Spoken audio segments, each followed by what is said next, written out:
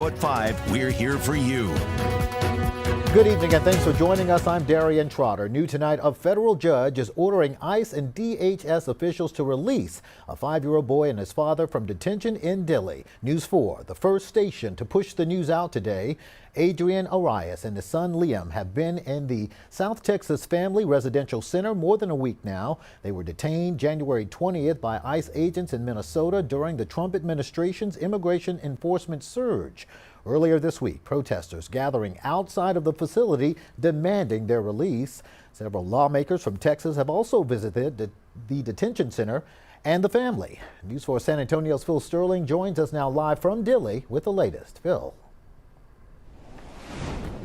Now, Darian, that judge said that the government did not follow the law surrounding that case around the father and son that were detained in Minnesota, like you said, about a month ago. Now they're here at the South Texas Residential Center that you can see behind me in Dilley, and they're ordering that the father and son be released. According to court documents, Arian Conejo and his 5-year-old son Liam were detained by immigration officials earlier this month. Their attorney asked a federal court to intervene, arguing the federal government violated legal procedures when it took them into custody. Today, U.S. District Judge Fred Beery agreed, ordering immigration officials release both the father and child.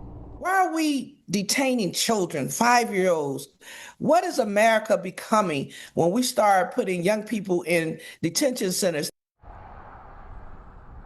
Kyle Sinclair, running for the U.S.'s 21st congressional district as a Republican, says he feels sorry the boy was caught up in immigration law, but it is against federal judges making broad decisions for DHS. So I do not firmly believe in federal judges making national injunctions across the bases for what the Department of Homeland Security is doing, in particular ICE. For now, the judge is also ordering that the father and son be released to a public place as soon as possible and no later than Tuesday, February 3rd. However, it's still possible the government could appeal this ruling. The order also required that the family or the father and the son's attorney be notified 2 hours before they're released, and that the father and son do not be arrested for immigration as long as the order is in place. Phil Sterling reporting live from Dilley, News 4 San Antonio. All right, thanks a lot, Phil. In a statement to News 4, Jennifer Scarborough, who represents Adrian and Liam, says, in part, she is grateful the court was able to act swiftly to reach a decision. She also says her team is working with the family to ensure safe and timely reunions. Another protest is set for tomorrow at the facility. LULAC says the protest will start at 1 p.m. Dilley police working with the state and federal partners to make sure the community stays safe. They're asking people to stay away from Highway 85 tomorrow to allow first responders to work effectively and safely. A federal judge has ruled the Trump administration's immigration enforcement surge in Minnesota can continue. Both the state and city of Minneapolis sued federal officials earlier this month, saying the operations violated the Constitution. In her ruling, the judge says there was a strong showing the surge has a profound impact on the state.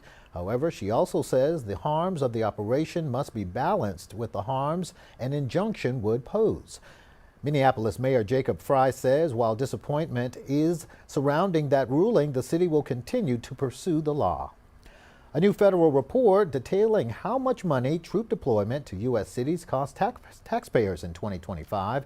The Congressional Budget Office says the deployment of federal troops to 5 different cities cost nearly $500,000 through the end of December. Those cities include Los Angeles, Portland, Washington, and Chicago, where many Texas National Guard troops were sent.